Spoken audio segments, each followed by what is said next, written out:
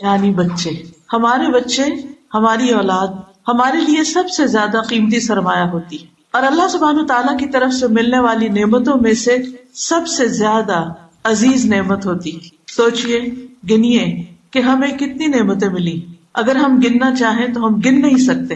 قرآن مجید میں اللہ تعالیٰ فرماتے ہیں وَإِن تَعُدُّوا نِعْمَةَ اللَّهِ لَا تُحْصُوهَا، اگر تم اللہ کی نعمتوں کو شمار کرنا چاہو، گننا چاہو تو تم گن نہیں سکتے، اتنی نعمتیں ہیں ہمارے پاس۔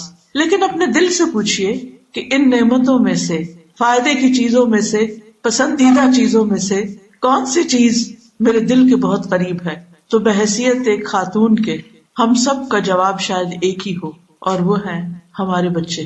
کبھی ہم زبان سے اقرار نہیں بھی کرتے، لیکن ہم اپنے دل سے اور اپنے چاہت سے ہمیشہ اپنے بچوں کو ہی نمبر 1 قرار دیتے، کیونکہ ہمارا عمل ہی ظاہر کرتا ہے۔ عام طور پر دیکھا گیا کہ مائیں خود بھوکی رہتی، بچوں کو کھلانا چاہتی، خود جیسے بھی کپڑے پہن لیں، اپنے بچوں کو، اپنی اولاد کو بہترین پہنانا چاہتی، خود جو بھی ایجوکیشن حاصل کی جیسی بھی، لیکن اپنے بچوں کو اپنے سے زیادہ بہتر اور اپنے سے آگے دیکھنا چاہتی۔ باقی جتنے بھی انسان ہوتے ہیں ہم ان کے ساتھ ایک مقابلہ کر رہے ہوتے ہیں، کانشیسلی یا انکانشیسلی، لیکن اولاد، اس کے ساتھ جو ہمارا رویہ ہوتا ہے اس میں ہمارا دل یہ چاہتا ہے کہ وہ ہم سے بھی آگے نکل جائے۔ باقی لوگوں کے مقابلے میں ہم آگے نکلنا چاہتے ہیں، لیکن اولاد کے لیے ہم کیا چاہتے ہیں کہ وہ ہم سے بھی آگے جائیں۔ ہم ان کی کامیابی کو ہر چیز سے زیادہ عزیز سمجھتے ہیں، اور ان کی ناکامی، ان کے دکھ، ان کی تکلیف کو ہر دکھ سے بڑا دکھ سمجھتے ہیں۔ تو اس میں کوئی شک ہی نہیں کہ اولاد ہمیں سب سے زیادہ عزیز ہوتی ہے، تمام رشتوں میں، تمام انسانوں میں۔ اللہ سبحانہ تعالیٰ نے اولاد کے معاملے میں قرآن مجید میں فرمایا للہ ملک السماوات والارض یخلق ما یشاء یہب لمن یشاء اناثا ویہب لمن یشاء الذکور او یزوجہم ذکرانا واناثا ویجعل من یشاء عقیما انہ علیم قدیر۔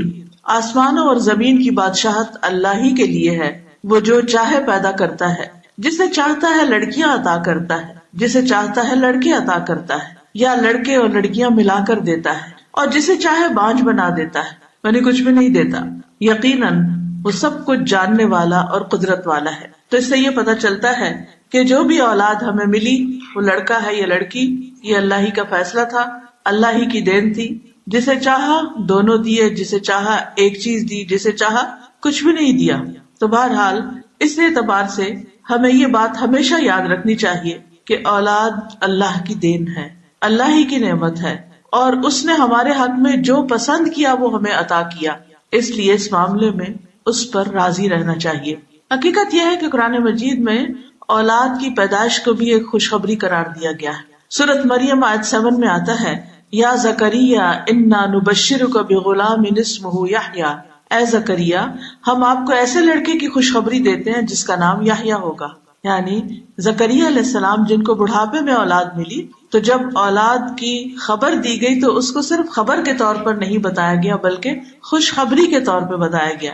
اسی طرح ابراہیم علیہ السلام کے پاس جب فرشتے آئے تو انہوں نے بھی آ کے کیا کہا، انا نبشرک بغلام علیم، کہ بے شک ہم تجھے ایک علم والے لڑکے کی خوشخبری دیتے ہیں۔ اور ابراہیم علیہ السلام کی وائف جو تھی وہ کھڑی تھی تو وہ ہنس پڑی یہ خوشخبری سن کر، فبشرناها باسحاق، تو ہم نے ان کو یعنی ان کی بیوی کو اسحاق کی خوشخبری دی، ومن وراء اسحاق یعقوب، اور اسحاق کے بعد یعقوب یعنی جو ان کے پوتے تھے ان کی بھی خوشخبری دے دی گئی کہ یہ بچہ تو ہوگا لیکن اس بچے کا بھی ایک بچہ ہوگا اور اس کا یہ نام ہوگا۔ اور اگر دیکھا جائے تو اولاد جتنا بھی ستائے، ماں جتنی بھی تکلیف اٹھائے، لیکن the moment بچہ ڈیلیور کرتی ہے اور اس کو خبر دی جاتی ہے کہ بیٹی ہے یا بیٹا ہے تو ایک دم اس کے دل میں خوشی بھر جاتی، حالانکہ پچھلے 9 مہینوں سے وہ مختلف طرح کی تکالیف سے گزری ہوتی، لیکن بچے کی خبر پا کر وہ خوش ہو جاتی ہے۔ اور پھر ہم دیکھتے ہیں کہ ہم اپنی زندگی میں یہ دعائیں بھی مانگتے رہتے ہیں کہ ربنا ہب لنا من ازواجنا وذریاتنا قرۃ اعین واجعلنا للمتقین اماما، اے ہمارے رب ہمیں ہمارے ازواج، بیویوں یا شوہر اور اولادوں سے آنکھوں کی ٹھنڈک عطا کر اور ہمیں متقین کا امام بنا۔ نبی صلی اللہ علیہ وسلم نے ہماری اولاد کو ہماری بہترین کمائی بھی قرار دیا ہے۔ آپ نے فرمایا یقیناً تمہاری اولاد تمہاری بہترین کمائی ہے، بس اپنی اولاد کی کمائی میں سے کھاؤ. یعنی بچے جو کماتے ہیں یا بچوں کی جو آمدنی ہوتی ہے اس میں ماں باپ کا بھی حق ہے. تو ماں باپ کے لیے دنیا میں خوشخبری بھی ہو گئی, آنکھوں کی ٹھنڈک بھی ہو گئی, بہترین کمائی بھی ہو گئی, پھر آخرت میں بھی درجات کی بلندی کا ذریعہ ہوتی ہے اولاد. رسول اللہ صلی اللہ علیہ وسلم نے فرمایا جب انسان مر جاتا ہے تو 3 اعمال کے علاوہ اس کے تمام اعمال ختم ہو جاتے ہیں, یعنی اس کا نامہ اعمال بند ہو جاتا ہے. وہ 3 اعمال کون سے؟ صدقہ جاریہ, یعنی اللہ کے راستے میں زندگی میں اپنے ہاتھ سے مال خرچ کرنا جو بعد میں ایسے جگہوں پر اگر خرچ کیا ہو کہ جن کا فائدہ لوگوں کو پہنچ رہا ہے تو وہ صدقہ جاریہ بن جاتا ہے. یا وہ علم جس سے نفع اٹھایا جائے, دوسرے لوگ فائدہ اٹھائیں, یا نیک اولاد جو اس کے لیے دعا کرتی رہے. اور دلچسپ بات یہ ہے کہ یہاں ولد صالح کی بات آئی ہے. ولد کا معنی صرف بیٹا نہیں ہوتا, ولد اسم جنس ہے جس میں بیٹا, بیٹی, بیٹے, بیٹیاں, واحد, جمع سبھی اس میں شامل ہو جاتا ہے. تو ایک اولاد میں سے ایک دعا کرے یا سب کریں, بیٹا کرے یا بیٹی کرے, سب کے سب جو ہیں وہ والدین کے لیے فائدہ مند ثابت ہوتے ہیں. لیکن یہ یاد رکھیے کہ اولاد جہاں خوشخبری ہے وہاں ایک ذمہ داری بھی ہے, ایک رسپانسبلٹی بھی ہے جس کے بارے میں قیامت کے دن سوال ہوگا. حدیث میں آتا ہے کہ ہر شخص ذمہ دار ہے, اور ایک اور روایت میں آتا ہے اس سے اس کے اہل خانہ کے بارے میں, یعنی جن کا وہ ذمہ دار ہے اس کے بارے میں بھی اللہ تعالیٰ خصوصیت سے پوچھے گا. خاص طور پر ماں, یعنی باپ کی بھی ذمہ داری ہے, لیکن یاد رکھیے کہ ماں کی ذمہ داری زیادہ ہے. صحیح بخاری کی حدیث ہے, حضرت عبداللہ سے روایت ہے رضی اللہ عنہ کہ رسول اللہ صلی اللہ علیہ وسلم نے فرمایا تم میں سے ہر شخص نگران ہے اور اس سے اس کی رعیت کے بارے میں سوال کیا جائے گا. امام جو لوگوں پر نگران ہے اس سے ان کے بارے میں پوچھا جائے گا. آدمی اپنے گھر والوں پر نگران ہے, آدمی اپنے گھر والوں پہ نگران ہے, اس سے ان کے بارے میں سوال کیا جائے گا. عورت اپنے شوہر کے گھر اور اس کے بچے کی نگران ہے اور اس سے ان کے بارے میں سوال کیا جائے گا. تو اس حدیث سے صاف طور پر پتہ چلتا ہے کہ عورت کا سوال اس کے بچوں کے بارے میں بھی ہوگا, یعنی عورت سے جو سوال قیامت کے دن کیا جائے گا. اس لیے ہم سب کو اپنی ذمہ داری محسوس کرنی چاہیے اور اس کو ادا بھی کرنا چاہیے. یہ ذمہ داری ہم کیسے ادا کر سکتے ہیں؟ اولاد کی اچھی تربیت کر کے, ان کو کسی کام کا بنا کر. اب یہ تربیت کیسے کی جائے؟ تمام والدین اس معاملے میں فکر مند ہوتے ہیں اور تربیت کرنا بھی چاہتے ہیں, لیکن بعض اوقات ان کو یہ معلوم نہیں ہوتا کہ یہ تربیت کیا ہوتی ہے اور کیسے ہوتی ہے. تو آج انشاءاللہ تعالی اس عزیز ترین نعمت, اس پیاری چیز یعنی اولاد کی جو اچھی تربیت ہے اس کے بارے میں کچھ چیزیں آپ کے ساتھ شیئر کروں گی, تاکہ انشاءاللہ آپ ان چیزوں سے فائدہ اٹھاتے ہوئے اپنے بچوں کی صحیح معنوں میں قدردانی کریں اور اپنے لیے بہترین صدقہ جاریہ بنائیں. سب سے پہلی چیز یہ کہ تربیت اولاد جو ہے اس کی پلاننگ شادی سے پہلے کی جاتی, یہ نہیں کہ بچے جب جوان ہو جائیں اور اپنی مرضی کے مالک ہو جائیں پھر ہم تربیت شروع کریں. ہاں اس وقت بھی تربیت کا عمل جاری رہے گا, لیکن شروع کب ہوگا؟ شادی سے بھی پہلے. وہ کیسے؟ کہ شادی کرتے ہوئے اپنے بچے کی, بچی کی والدین بھی سوچیں اور خود لڑکا یا لڑکی بھی اس بات کے اوپر غور کریں اور اس بات کو سوچیں کہ وہ کس سے شادی کر رہے ہیں. کیونکہ عورت سے شادی 4 چیزوں کی بنیاد پر کی جاتی. نبی صلی اللہ علیہ وسلم نے فرمایا تم اس سے دین کی بنیاد پر شادی کرو, یعنی دین کو بنیاد بناؤ.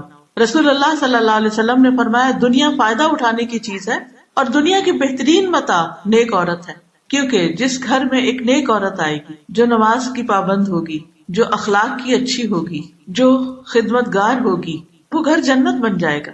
لیکن اگر کسی گھر میں ایک ایسی لڑکی آ جائے جو بظاہر دیکھنے میں تو بہت مالدار ہو اور بہت خوبصورت ہو لیکن بالکل بے دین ہو اور بد اخلاق ہو, آپ سوچئے کہ اس گھر میں پھر بزرگوں کا حال کیا ہوگا اور اس گھر کے اندر بچوں کی تربیت کیسے ہوگی؟ ناممکن. وہ اپنی بد اخلاقی کی وجہ سے بچوں کو بھی نفسیاتی مریض بنا دے گی. اس لیے بچوں کے ذہن میں یہ بات ڈالتے رہنا چاہیے کہ ٹھیک ہے اگر کوئی تمہیں پسند آ گیا تو یہ ضرور خیال کرنا, یہ ضرور سوچنا کہ وہ تمہارے بچوں کی آئندہ ماں یا وہ باپ کیسا ہوگا.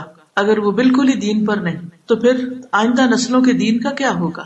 پھر ہم اللہ تعالیٰ کو کیا منہ دکھائیں گے؟ بہرحال اولاد کو انسان ایک حد تک سمجھا ہی سکتا ہے, لیکن یہ بھی ہمارے فرائض میں سے ہے کہ ہم بچوں کو اس بات کی تلقین کریں کہ وہ اپنے آئندہ مستقبل کے لیے, اپنے آئندہ زندگی کے لیے نیک ساتھی کا انتخاب کریں. ماں باپ بھی نیکی کو سامنے رکھے، اخلاق کو دیکھیں، اور اسی طرح اولاد بھی اپنے ساتھیوں کے لیے۔ ابو ہریرہ کہتے ہیں کہ رسول اللہ صلی اللہ علیہ وسلم نے فرمایا، جب ایسا شخص تمہارے پاس نکاح کا پیغام بھیجے جس کے دین اور اخلاق سے تم مطمئن ہو تو اس سے اپنی بیٹی کا نکاح کر دو، اگر ایسا نہیں کرو گے تو زمین میں فتنہ اور زبردست فساد پیدا ہوگا۔ پھر جب شادی ہو جائے اچھے رشتے سے نباہ کرنا آسان ہوتا ہے۔ اس کے بعد اولاد کی پیدائش سے پہلے شوہر اور بیوی کا جو باہم ملاپ ہوتا ہے، اس وقت کے لیے بھی ہمیں دعائیں سکھائی گئی۔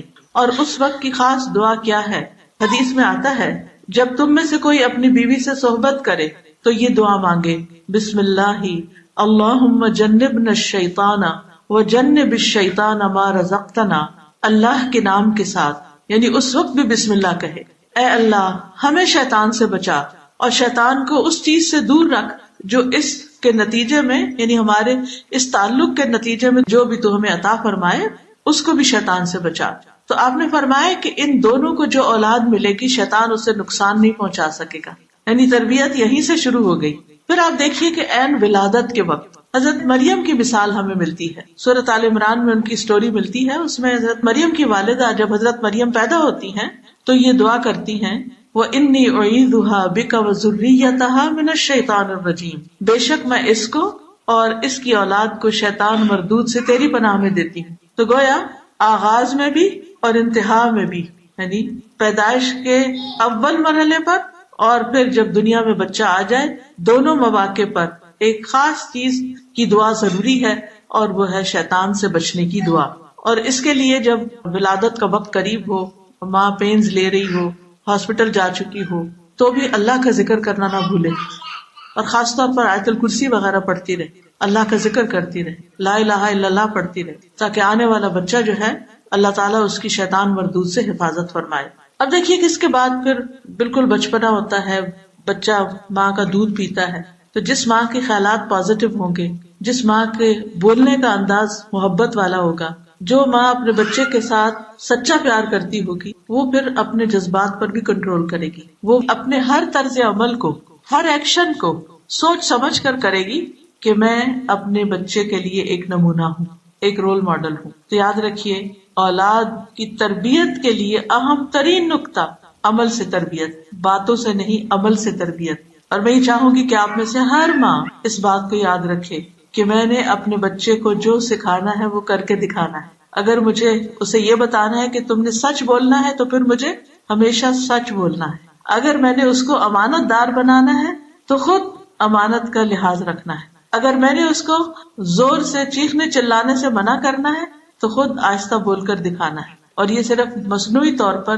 تکلف کے طور پر کسی ایک دن کی بات نہیں ہوگی، بلکہ مستقل طور پر یہ طرز عمل اور اخلاق اختیار کرنا ہوگا۔ تو سب سے پہلی چیز یہ کہ اگر ہم چاہتے ہیں کہ ہم اولاد کی بہترین دینی تربیت کریں تو سب سے پہلے والدین خود دین پر کاربند ہوں۔ اور اس میں آپ دیکھیے کہ دین کے پر ہونے کا مطلب کیا ہے کہ اللہ سبحانہ تعالیٰ کے بارے میں ہمارا گمان خود اچھا، ہمارا اپنا اللہ سے خاص تعلق ہو، ہم جو مانگے اللہ سے مانگے، ہم ہر حال میں اللہ کی طرف رجوع کریں، ہر دکھ سکھ میں، ہر تکلیف میں، ہر پریشانی میں اللہ کی طرف راغب ہوں، تو بچوں کو بھی خود بخود آ جائے گا کہ مشکلات میں کس سے مدد حاصل کرنا ہے۔ پھر اسی طرح یہ ہے کہ نماز کی پابندی، اگر ماں باپ خود نماز نہیں پڑھتے اور بچے کو صرف کسی اسلامی اسکول میں داخل کرا دیتے ہیں کہ وہ اسکول والے اس بچے کو نماز سکھا دیں کیونکہ ہم سے تو پڑھی نہیں گئی، چلو ہمارے بچے ہی پڑھ لیں، ان کا پڑھنا ہمیں فائدہ دے گا، تو یہ ان کی بھول ہوگی۔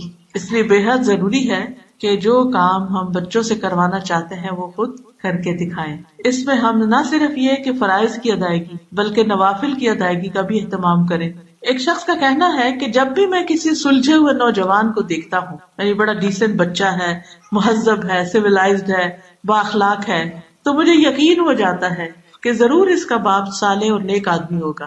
اور مجھے قرآن کی آیت یاد آتی ہے، وَكَانَ أَبُوهُمَا صَالِحًا، یعنی ان بچوں کے والدین جو تھے وہ نیک آدمی تھے، کیونکہ باپ اگر نیک ہو تو اس کا فائدہ دنیا میں ہی اس کو اپنی اولاد کی نیکی میں نظر آنے لگتا ہے۔ اسی طرح ایک مشہور اسکالر ہیں ڈاکٹر نبیل اوزی، وہ کہتے ہیں کہ جب مجھے نوافل کی ادائیگی میں سستی اور کاہلی ہونے لگتی ہے تو مجھے میرے بیٹے اور دنیا کی پریشانیاں یاد آتی ہیں کہ کہیں نوافل کی ادائیگی میں میری سستی اور کاہلی میری اولاد کی پریشانیوں کا سبب نہ بن جائے. کہیں ایسا نہ ہو کہ میں یہ عبادت چھوڑوں اور اس کی وجہ سے میرے بچے پریشانیوں میں مبتلا ہو جائے.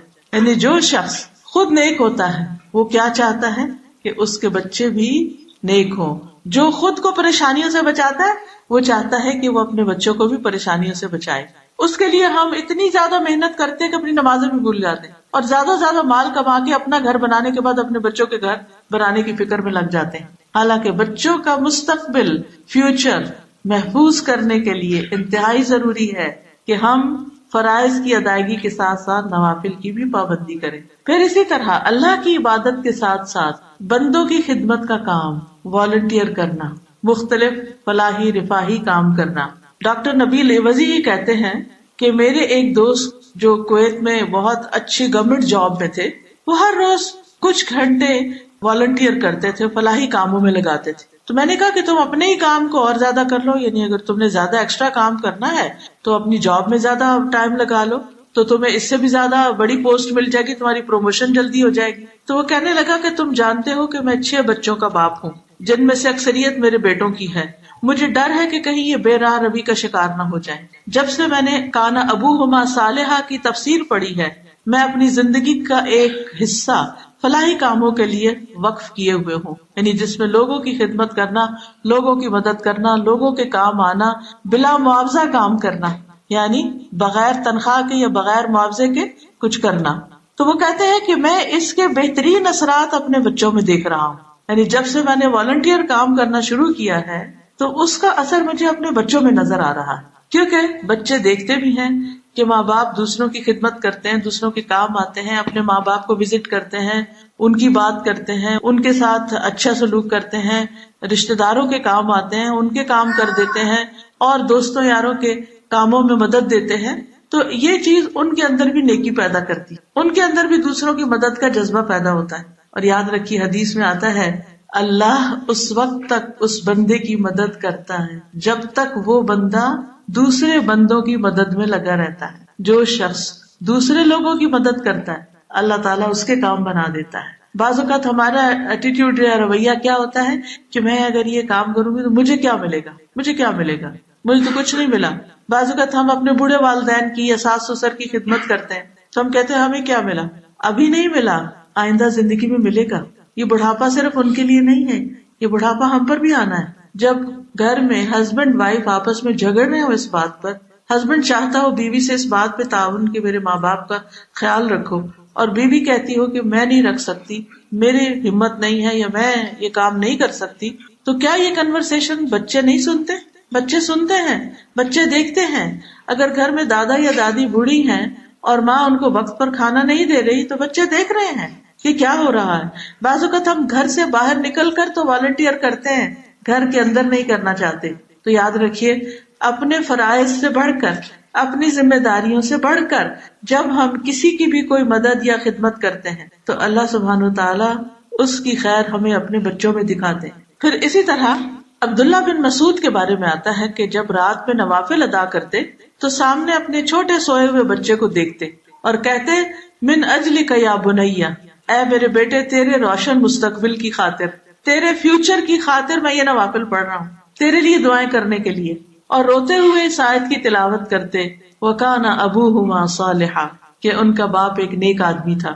ابن مسیب کہتے ہیں اے میرے بیٹے میں تمہاری وجہ سے نماز کو لمبا کرتا ہوں اس امید پر کہ تمہارے بارے میں میری حفاظت کی جائے، یعنی تمہارے بارے میں مجھ سے جو سوال کیا جائے گا قیامت کے دن، اولاد کے بارے میں پوچھا جائے گا کہ ان کی کیا تربیت کی تھی، تو اس بارے میں میری پکڑ نہ ہو.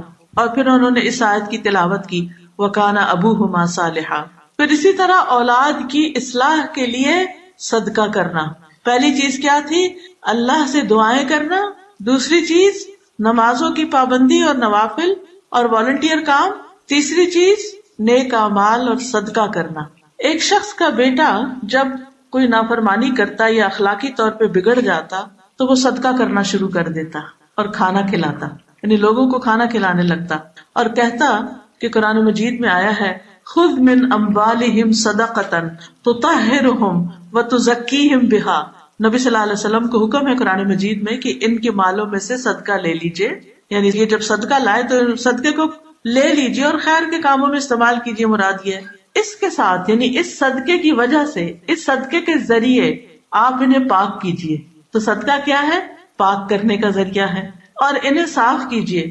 اور پھر وہ اس آیت کو پڑھ کر یہ کہتے ہیں اللہم ھذہ لتزکیۃ اخلاق ابنی فانھا اشد علی من مرضہ، اے اللہ یہ صدقہ میرے بیٹے کے اخلاقی تزکیہ کے لیے، اس صدقے کے ذریعے میں اپنے بچے کے اخلاق کا تزکیہ کرنا چاہتا ہوں، تربیت کرنا چاہتا ہوں، پس بے شک یہ اخلاقی بے راہ روی اور اس کا یہ بگاڑ میرے لیے اس کی بیماری سے یعنی فزیکل کنڈیشن سے بھی زیادہ شدید ہے، یعنی اس کی نافرمانی، اس کے گناہ اور اس کا غلط کام جو ہے وہ مجھے زیادہ تکلیف دیتے ہیں بنسبت اس کے کہیں بیمار ہو جائے۔ یہ بیمار ہو تو مجھے تکلیف ہوتی ہے، لیکن اتنی تکلیف نہیں جتنی اس کے بے راہ رو ہونے سے مجھے ہو رہی ہے۔ تو اللہ اس کے جو گناہ ہیں تو اس صدقے کی وجہ سے معاف کرتے اور اس کو ہدایت دیتے۔ تو یہ بھی تربیت کا ایک اہم اصول ہے۔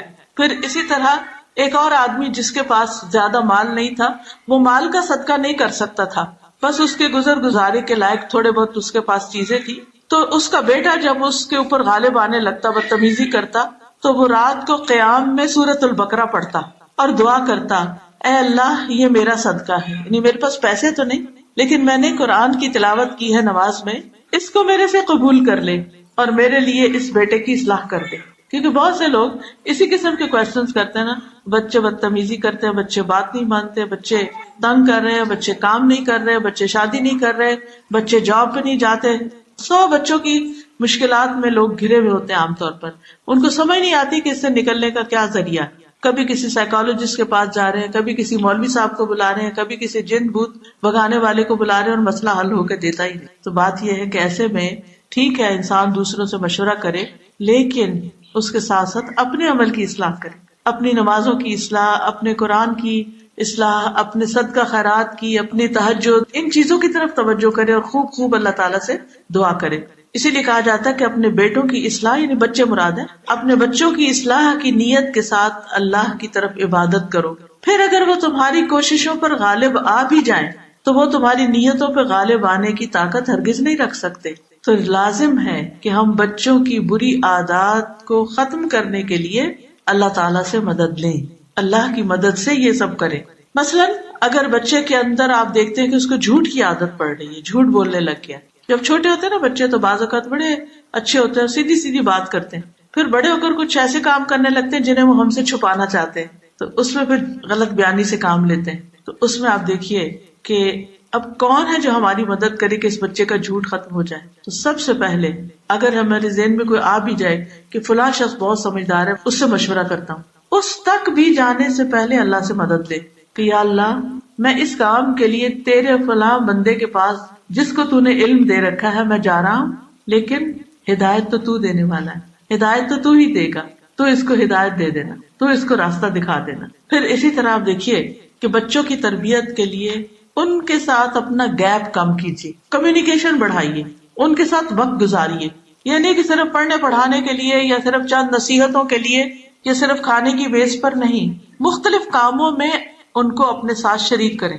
کیونکہ بعض اوقات ماں اپنے کام کر کر کے خوب ایکسپرٹ ہو جاتی ہے کھانا پکانے کی اور گھر چلانے کی، گھر داری کی، لہٰذا بیٹیوں کے ہوتے ہوئے بھی وہ سارے کام خود ہی کرتی، بیٹیوں کو قریب نہیں آنے دیتی، کیونکہ ان کو لگتا ہے کہ وہ اتنا مزے کا کھانا نہیں بنے گا یا اتنے اچھے طریقے سے گھر نہیں چلے گا، لہٰذا وہ ہر کام خود ہی کرتی رہتی۔ یہ طریقہ درست نہیں۔ اس سے کیا ہے کہ آپ تو کچن میں کام کر کر کے تھک رہے ہیں اور بچیاں موبائل میں بیٹھ کے ادھر ادھر گپ شپ کر رہے ہیں، یا چلے پڑھ بھی نہیں ہیں تو بھی یہ جسٹیفائی نہیں کرتا کہ آپ سارے کام اکیلے ہی کرتے رہیں، اور اس طرح آپ کو اپنے بچوں کے ساتھ ٹائم سپینڈ کرنے کا کوئی موقع ہی نہیں ملتا۔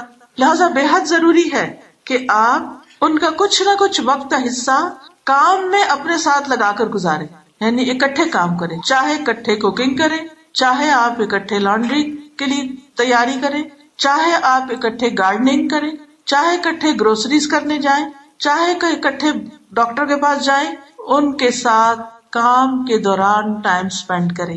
اکٹھے کام کرنے سے وہاں بانڈنگ، ایک ٹیم ورک ڈیولپ ہوتا ہے، انڈرسٹینڈنگ۔ مثلا شروع میں جب آپ کام کریں گے، آپ کہیں گے یہ برتن دو مجھے، وہ کچھ اور پکڑا دے گی، آپ کہیں گے اتنا ڈالو، وہ زیادہ ڈال دے گی، اب آپ کو سخت غصہ آ جاتا ہے، آپ کو کہ جاؤ مجھے شکل نہ دکھاؤ، میں خود ہی کروں. نہیں نہیں نہیں، یہ ہے وقت صبر کا. کوئی بات نہیں، غلطی ہوگی، اچھا دوبارہ کرو حتیٰ کہ اس کو وہ کام آ جائے اور اس کا کانفیڈینس بحال ہو جائے. اگر آپ نے اس کی غلطی پر اس طرح اس کو ڈانٹ کے نکال دیا، ساری زندگی اس کو کانفیڈینس نہیں آئے گا کہ وہ یہ کام کر سکتی. اس کے اندر ایک خوف پیدا ہو جائے گا کہ میں ایک اچھی کک نہیں ہو سکتی، میں ایک اچھی گھر والی خاتون نہیں ہو سکتی. تو چلو صرف باہر کے کاموں میں ہی ایکسل کر جاؤ. اپنے آپ کو منوانا ہی ہے نا، کہیں بھی منوا لو. گھر میں تو ہمیں کوئی مانتا ہی نہیں. اکثر ایسا ہوتا ہے نا کہ ہم بچوں کو کمپیئر کرتے ہیں، فلاں کا بچہ فلاں جگہ یونیورسٹی میں ٹاپ کیا ہے، تم نے کیوں نہیں کیا؟ تم تو نکمے ہی ہو، تم تو کچھ نہیں کرتے. نہیں، آپ دیکھیں اگر وہ اپنی لائف میں اپنی پیس پہ جا رہے ہیں تو ڈزنٹ میٹر. ہر وقت ہماری قابلیت صرف اس سے تھوڑی ظاہر ہوتی ہے کہ ہمارا بچہ کسی اور کے بچے کے مقابلے میں بہت اچھا ہو تو تبھی اچھا ہے. ایک بچہ ایک چیز میں بہت اچھا ہو سکتا ہے، دوسرا کسی اور چیز میں. تو اپنے بچے کی خامیوں پر ہی نظر نہ رکھیں اور صرف خوبیوں پر ہی نہ رکھیں، اس کو ہیومن بینگ سمجھیں اور اس کے مطابق اس سے ٹریٹ کریں.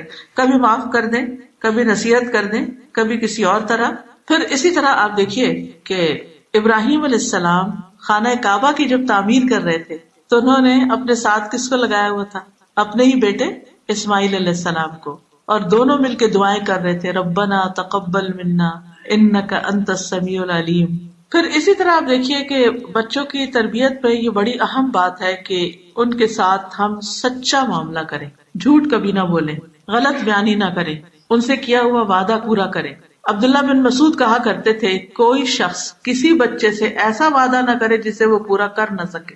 بعض اوقات ہمیں ان سے کوئی کام نکلوانا ہوتا ہے نا، ہم کہتے ہیں اچھا دیکھو میرا فلاں کام کر لو، میں تمہیں لیپ ٹاپ لے دوں، کیونکہ وہ بھی ڈیسپریٹ ہوتے ہیں نا لیپ ٹاپ کے لیے. تو آپ ان سے وعدہ کر لیتے ہیں، پھر جب وہ کر لیتے ہیں بےچارے کسی نہ کسی طرح وہ کام، تو پھر آپ کہتے ہیں اچھا اتنی کیا جلدی ہے، دیکھوں گی. دس از رانگ. یا تو وعدہ کرنا ہی نہیں چاہیے تھا. اگر آپ کر نہیں سکتے تھے تو وعدہ نہ کرتے، لیکن اگر آپ نے کر لیا تو پھر آپ اس کو پورا کریں، کیونکہ وعدہ خلافی ٹرسٹ بریک کر دیتی ہے. اور جس ریلیشن شپ میں ٹرسٹ نہ ہو وہ کبھی ریلیشن شپ اچھا نہیں ہو سکتا. اور اگر آپ کا اپنے بچوں کے ساتھ ریلیشن شپ اچھا نہیں تو آپ ان کی تربیت نہیں کر سکتے. تو اس ریلیشن شپ کو بہتر کرنا نہایت ضروری ہے. تیسرا اہم قاعدہ جو ہے وہ یہ ہے کہ بچوں کو بچپن سے ہی قرآن و سنت کی تعلیم سے جوڑیں، بڑے ہو کر نہیں. اچھا ابھی تو بچے ہیں نا، کوئی بات نہیں، ابھی نہیں بھی مسجد جاتے، کوئی بات نہیں، ابھی نہیں باپ کے ساتھ جاتے، کوئی بات نہیں، ابھی نہیں قرآن شروع کیا، کوئی بات نہیں. نہیں، بچپن سے ہی تھوڑی تھوڑی ڈوز شروع کر لیں.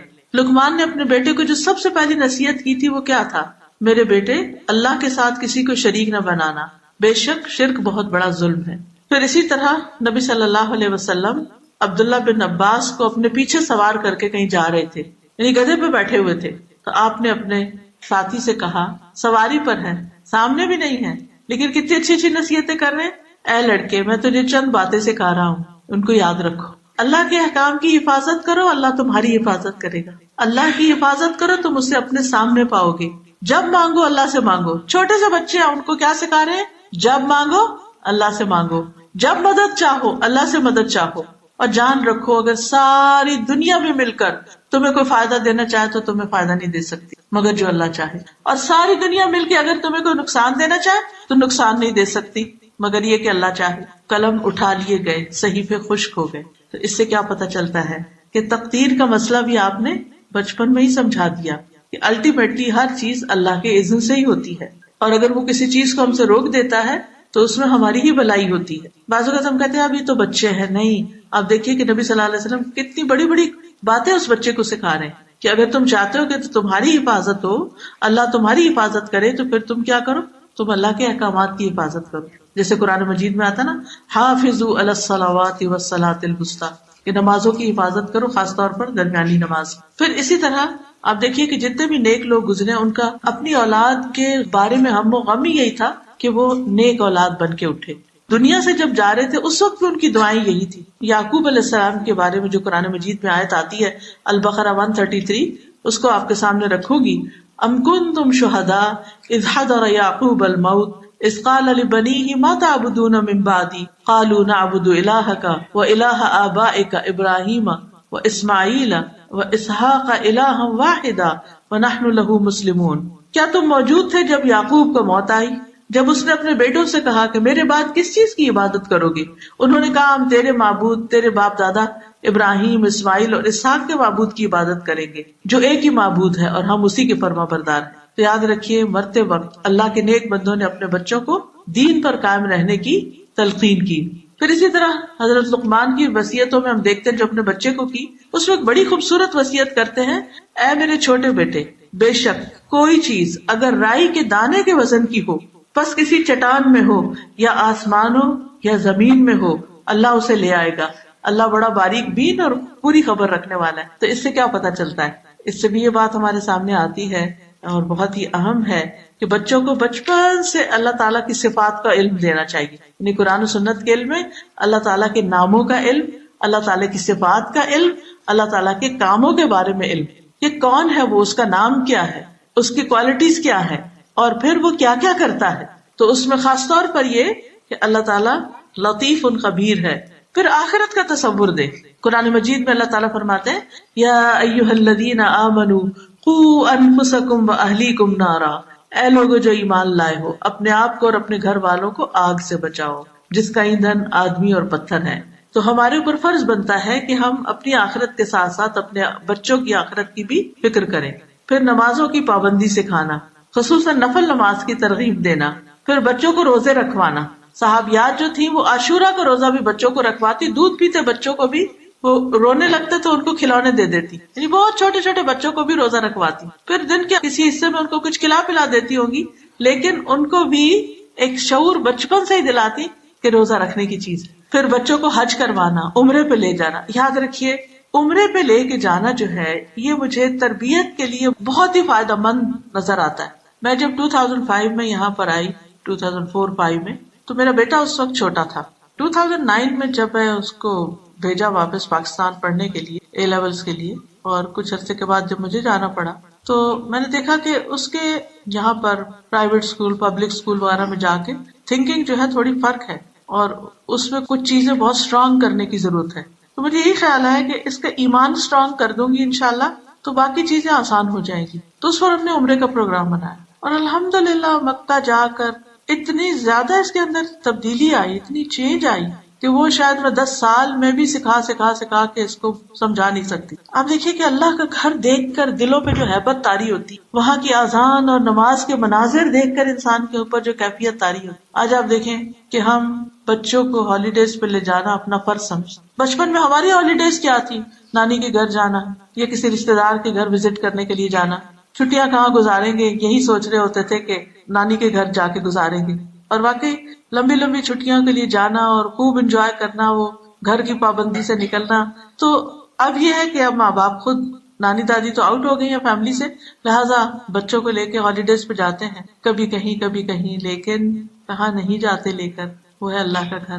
میں نہیں کہتے کہ سب ایسے ہی کرتے ہیں، الحمدللہ بہت سے لوگ لے کے بھی جاتے ہیں، لیکن بہت سے لوگ گھبراتے ہیں بچوں کو لے جانے سے، خوف ہوتا ہے ان کو، وہ کہتے ہیں وہ بہت رش ہوگا، بچے گھبرا جائیں گے، بچوں نے ایسا ماحول نہیں دیکھا، بچے پریشان ہو جائیں گے، بہت گرمی ہے، بچوں کو گرمی لگ جائے گی، بچوں کو یہ ہو جائے گا، بچوں کو ہو جائے گا، اور اس خوف سے وہ اللہ کے گھر نہیں لے کے۔ میں تو سمجھتی ہوں کہ بچوں کی تربیت کے لیے باقاعدہ اپنے گھر میں ہی ایک فنڈ قائم کر کے رکھے کہ جب یہ تھوڑا سا بھی ہوش سنبھالتے ہیں تو ان کو سب سے پہلے اللہ کے گھر لے کے جائیں، ایون پاکستان لے جانے سے پہلے، رشتے داروں کے پاس لے جانے سے پہلے اللہ کے گھر لے جانے کا کوئی پلان کریں۔ اگر بچوں کے اندر خیر ہوگی تو آپ دیکھیں گے کہ ایک دم باہر آئے گی اس ماحول میں، کیونکہ بابرکت جگہ ہے، ہدی للناس، لوگوں کی ہدایت کے لیے اللہ نے اس کو بنایا۔ بچوں کو بہت دفعہ ہم انڈر ایسٹیمیٹ کرتے ہیں، اگر بچے کے اندر تھوڑی سی بھی خیر ہوگی تو بہت جلدی باہر آئے گی، اور سب سے بڑھ کر یہ کہ اس کا اللہ پر ایمان مضبوط ہوگا، کیونکہ اللہ نے کعبہ کو اپنے گھر کو بنایا اس لیے تاکہ لوگ یہاں ہدایت پائیں، لوگ یہاں اکٹھے ہوں، ایک دوسرے سے سیکھیں، بہت سے تجربات کریں۔ مکہ جانا دنیا میں کسی بھی جگہ جانے سے کہیں زیادہ بہتر ہے۔ بہت سے پیرنٹ بچوں کو ڈزنی لینڈ لے جانا لازم سمجھتے ہیں۔ پچھلے دنوں میں چائنا تھی تو وہاں آپ کو معلوم ہوگا کہ گریٹ وال آف چائنا جو واقعی دنیا کا ایک ونڈر ہے، تو مجھے بھی شوق تھا کہ میں دیکھوں کہ کیسی ہے وہ وال۔ میں نے سمجھا کہ زمین پر ہی کوئی دیوار بڑی سی بنی ہوگی جیسے قلعوں کی دیواریں ہوتی ہیں، ایسی ہی کوئی چیز ہوگی، یا بہت اونچی کوئی دیوار ہوگی کہ جس پہ چڑھنا ذرا مشکل ہوگا۔ لیکن میری حیرت کی انتہا نہ رہی جب میں نے دیکھا کہ یہ تو پہاڑوں کے اوپر بھی بنی ہوئی، اور اتنے بڑے بڑے سٹیپس، اور عیسیٰ علیہ السلام کی پیدائش سے بھی 200-300 سال پہلے کی ہے وہ۔ یعنی اس وقت بننا شروع ہوئی تھی، اگرچہ اس کو کافی ٹائم لگا بننے میں، 10,000 کلومیٹر دور ہے. ہو سکتا ہے آپ میں سے بھی کسی کو جانے کا اتفاق ہوا ہو. تو جن لوگوں کے ساتھ چائنیز کے ساتھ تھی تو کہنے لگے کہ ہمارے ہاں یہ لازم ہوتا ہے کہ ہم اپنے بچوں کو یہاں پر لے کر آئیں. اس سے ان کے اندر ایک کانفیڈینس پیدا ہوتا ہے، اپنی ہسٹری کے ساتھ ایک لگاؤ ہوتا ہے، کیونکہ بچوں کو جب اپنی روٹس پتہ چلتی ہیں تو ان کے اندر بہت کانفیڈینس آتا ہے. تو ہماری روٹس اور ہماری ہسٹری تو اسلام کی ہسٹری ہے. وہ کہتے ہیں کہ جو بچہ اپنے والدین کے ساتھ آ کے اس دیوار پر چڑھتا ہے وہ ہیرو مان لیا جاتا ہے کہ یو آر ریئل ہیرو، کہ جس نے اتنی ہمت کی ہے کہ یہاں تک پہنچے اور پھر اس وال کو کلائم کیا. ویسے دیکھنے سے تعلق رکھتی، لیکن میں یہ سوچ رہی تھی کہ اس میں لکھا ہوا تھا کہ کتنے ہزار چائنیز جو وہ ہر سال یہاں پر آتے ہیں اور دیوار پہ چڑھ کے جاتے ہیں. کس لیے انہوں نے اس کو اتنا پریزرو کیا ہوا ہے، اس کے لیے اتنے اہتمام کیے ہوئے ہیں تاکہ بچے اپنی ہسٹری کے ساتھ کنیکٹڈ رہیں، انہیں اس بات پر فخر ہو، انہیں اس بات پر خوشی ہو کہ ان کے آباء و اجداد نے اتنا بڑا کام کیا. ابراہیم اور اسماعیل علیہ السلام نے اس گھر کو بنایا تھا اور لوگوں کو وہاں پر پہاڑ پہ کھڑے ہو کے آواز دی تھی، اور آج دیکھیں کہ کس طرح لوگ جوک در جوک جا رہے ہیں. یہ ایک بہت بڑا نمونہ ہے ہمارے لیے بھی اور بچوں کے لیے بھی. تو اس لیے اگر آپ چاہتے کہ آپ کے بچوں کی تربیت اچھی ہو، خصوصاً بڑے بچوں کی، تو کوئی بھی ٹائم لے کر، کیونکہ اکثر بڑے بچے جب ہو جاتے ہیں تو آپ انہیں کہتے ہیں نا چلو وہاں چلیں، تو وہ کہتے ہیں ٹائم نہیں ہے، ابھی نہیں جا سکتے. تو آپ انہیں سے پوچھیں کب جا سکتے ہیں، اپنا اسکیڈول ان کے اراؤنڈ کر لیں. کبھی ایسا ہوتا ہے نا بچپن میں تو ہم ان کے اسکیڈول اپنی مرضی کے ساتھ ملا لیتے ہیں، لیکن اب بڑے ہو جائیں تو پھر آپ ان کے اراؤنڈ رکھ لیں اپنا پروگرام. لیکن اس سے انشاءاللہ تعالیٰ آپ کو بہت فائدہ ہوگا. نبی صلی اللہ علیہ وسلم کے زمانے میں بچوں کو حج بھی کروایا جاتا تھا. جب آپ صلی اللہ علیہ وسلم حج پر گئے تو ایک عورت نے اپنے سامنے ایک بچے کو بلند کیا، چھوٹا سا تھا، گود میں اٹھایا ہوا تھا. تو کہنے لگی کیا اس کا حج ہوگا؟ آپ نے فرمایا ہاں، بچے کا بھی حج ہوتا ہے اور تمہارے لیے اجر ہوگا. یعنی جو ماں اٹھا کے پھر رہی ہے ثواب اس کو ملے گا، لیکن بچے کا حج ہو جائے گا. اسی طرح بچے کو قرآن سکھانا، ایک بہت خوبصورت قول ہے کسی کا، تم بچے کو قرآن سکھا دو، قرآن اسے ہر چیز سکھا دے گا. یعنی جب تم قرآن کی تعلیم اور ترجمہ تفسیر وغیرہ اچھی طرح سمجھا دو گے اس کو، تو کیا ہوگا؟ قرآن پھر اس کو سب کچھ سکھا دے گا. حدیثیں سنانا، حدیث کی مجلس میں لے کر جانا، جمعے کے خطبے میں لے کر جانا، پھر انہیں دین کی تعلیم حاصل کرنے کی رغبت دلانا، پھر انہیں دعائیں سکھانا. یاد رکھیے ہم بچوں کی حفاظت کے بارے میں بڑے پریشان رہتے ہیں، ان کو نظر نہ لگ جائے، انہیں کوئی نقصان نہ پہنچ جائے، لیکن ہم ان کو حفاظت کی دعائیں سکھا دیں. جو ایاک نستعین ہے کتاب، اس کی دعائیں ان کو سکھا دیں، وہ پڑھتے رہے تو انشاءاللہ فکر کی ضرورت نہیں ہے. پھر صبح شام کی دعائیں سکھانا. چوتھی چیز، بچوں کی تربیت میں انہیں عمدہ اخلاق سے سجانا. دیکھیے آپ کے بچے کی ویلیو صرف اس کی ڈگری کے ساتھ نہیں ہے اگر وہ بد اخلاق ہے. آپ کے بچے کی ویلیو اس کے اچھے اخلاق کے ساتھ، اس کے کیئرنگ اینڈ لونگ ایٹیٹیوڈ کے ساتھ ہے. جو بچے پتھر کی طرح کھڑے ہو جائیں اور ہلے نہ جلے، نہ کوئی ایموشن ظاہر کرے، نہ کسی آنے والے کے سلام کا جواب دے، نہ ہی کسی سے نظریں ملائیں، یہ بچے کیا بچے ہیں؟ تو وہ جیسے قرآن مجید میں آتا ہے کہ یہ لکڑی کے کندے ہیں، سورۃ المنافقون میں آتا ہے نا کہ ایسے جیسے دیوار کے ساتھ لکڑیاں چن کے رکھ دی گئی. تو بعض اوقات چھوٹے بچوں کو ملتے ہیں، نہ آنکھ ملاتے ہیں، نہ ہاتھ ملاتے ہیں، گلے لگائے تو گلے نہیں لگتے، کس کرنا چاہے تو منہ پھیر کے ایک طرف ہو جائیں گے. اور یہ پرائے بچے نہیں، اپنے ہی خاندان کے بچوں کو اگر آپ دیکھیں تو ان کے اندر یہاں کی سرد ہوائیں لگ لگ کے ٹھنڈے ہو گئے ہیں. وہ جہاں ہمارے لیے ایموشن نہیں باقی رہے ان کے، اس گیپ کو کم کرنے کی ضرورت ہے. اور اس کے لیے بہت ضروری ہے کہ ہم ہر قیمت پر ان کو اچھا اخلاق اور ادب سکھائیں، مینر سکھائیں، کہ کسی کے ساتھ برا نہیں کرنا، رشتہ داروں کے ساتھ، دوستوں کے ساتھ، پڑوسیوں کے ساتھ. کیونکہ نیبرہڈ میں کھیلنے چلے جاتے ہیں، وہاں سے لڑکے آ جائیں گے اور رشتہ داروں کے نام تک نہیں آتے. آپ جا کے ذرا پوچھیں اپنے بچوں سے نانی کا کیا نام تھا، دادی کا کیا نام تھا، اور آپ جواب دیکھ لیں گے کہ کیا ہوتا ہے. حضرت لقمان نے اپنے بچے کو جو تلقین کی تھی اس میں انہوں نے کہا تھا، اے بیٹے نماز قائم کرو، نیکی کا حکم دو. بچہ اور نیکی کا حکم، جی ہاں، اور برائی سے منع کرو، اور اس مصیبت پر صبر کرو جو تمہیں پہنچے. یہ ہمت کے کاموں میں سے ہے. اور لوگوں کے لیے اپنا منہ پھلا کے نہ رکھو، زمین میں اکڑ کے نہ چلو. بے شک اللہ کسی اکڑنے والے، فخر کرنے والے سے محبت نہیں کرتا. اپنی چال درمیانی رکھو، اپنی آواز کچھ نیچے رکھو، والیوم لو رکھو. بے شک سب آوازوں سے بری آواز گدھے کی آواز ہے. پھر ہر چیز کے آداب سکھانا، کھانے پینے، لباس، سونے، جاگنے، گھر سے نکلنے، گھر میں داخل ہونے کے، سواری پہ سوار ہونے کے، گاڑی میں بیٹھنے کے، گاڑی سے نکل کر گھر کے اندر آنے کے. یہ سارے ادب آداب ہماری کتابوں میں موجود ہیں. آپ ان کو بچوں کے اندر ڈالنے کی کوشش کریں تاکہ وہ ہر شر سے محفوظ رہیں. اسی طرح کھانے کے آداب، اجازت لینے کے آداب، گفتگو کے آداب، پھر رازوں کی حفاظت کرنا سکھانا، اور پھر غلط کام پر اس وقت تک اعراض نہ کرنا جب تک اصلاح نہ ہو جائے۔ پھر اسی طرح انہیں اچھا ماحول دیجیے، اچھے دوست دیجیے۔ بعض مائیں پوچھتی ہیں بچے بات نہیں سنتے، جی ہاں، ایک وقت آتا ہے کہ وہ ہماری کم سنتے ہیں، یا تو ان کو ہماری زبان ہی اب سمجھ نہیں آتی، اور یا پھر یہ ہے کہ وہ سننا نہیں چاہتے۔